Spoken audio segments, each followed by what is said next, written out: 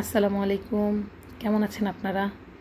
আজকে আমার ক্যারেটের কলা গাছের দেখুন, মাশাআল্লাহ, কলাগুলো কত সুন্দর বড় হয়েছে, খুব সুন্দর সাইজ হয়েছে।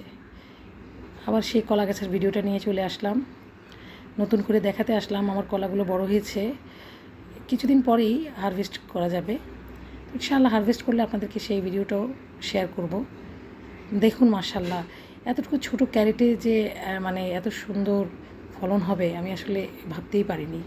আমি ভেবেছিলাম যে কলা গাছটা বড়ো হলে, ক্যারেটে দিয়েছি, কলা গাছটা বড়ো হলে আমি একটা বড় একটা ড্রামে ট্রান্সফার করে দিব, তারপরে ট্রান্সফার করবো। এর মধ্যেই দেখি হঠাৎ করে কলার মোচা আসছে। তো মোচা আসাতে আমি ভাবলাম আচ্ছা দেখি কলা হয় কি না।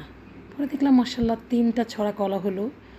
আর কলার দেখছে এখন তো মাশাআল্লাহ সাইজগুলো খুব সুন্দর হয়েছে, 3টা ছড়ায় 18টা কলা। তো যাই হোক, এই কলাগুলো হারভেস্ট করে আমি গাছটা কেটে ফেলবো। কেটে ফেলে পাশের গাছটার একটু যত্ন করব।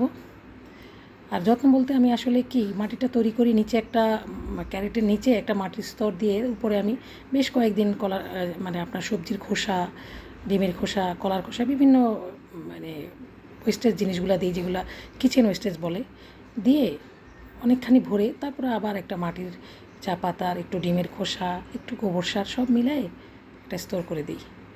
করে দিলে তারপর উপরে মানে কিছুদিন একটু চাপা রেখে তারপরে আমি একটা গাছ বসিয়ে দিই। আলহামদুলিল্লাহ, এভাবে আমার বেশিরভাগ গাছ বসানো হয়।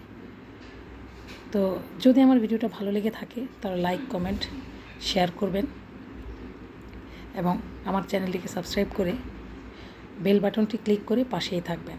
আজকের মতো এখানেই বিদায় নিলাম। আসসালামু আলাইকুম।